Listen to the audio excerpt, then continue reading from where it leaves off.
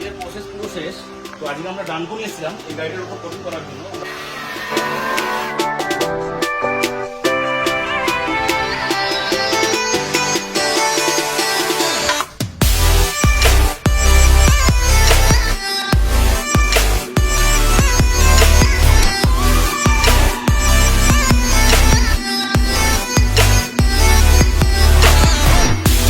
আমরা সবসময় রেকমেন্ড করি গাড়ি শোরুম থেকে বার করার পরেই অবশ্যই কোটিংটা করানো উচিত।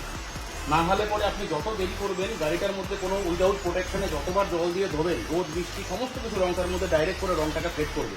আর আপনি যদি এটাকে যদি 2-4 মাস পরে যদি করাতে যান, তবে সেই জায়গাতে আপনাকে রংটাকে রাবিং পালিশ করে রংটাকে পাতলা করে তারপরে কোটিংটা করতে হয়।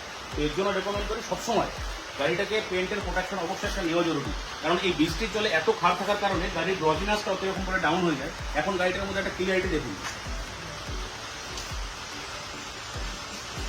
গাড়িটা যা 6 মান্থ বয়স, তবুও এই গাড়িটার ইনি হচ্ছেন আমাদের স্যারের কলিগ। বাড়িতে এসেছি গাড়িটা কোটিং করতে।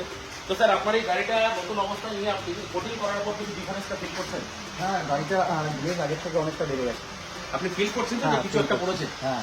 এটা শুকিয়ে যাওয়ার পর আপনার পুরো একটা লেয়ারের মতন প্রোটেকশন হবে। এই জলগুলো ধুলোবালি কোনো কিছু রংটা কাজ ছুটে পারবে না। এই কারণে পরে রংটা দীর্ঘদিন পর্যন্ত থাকে। স্যার, আপনি হ্যাপি তো? একদম। Thank you.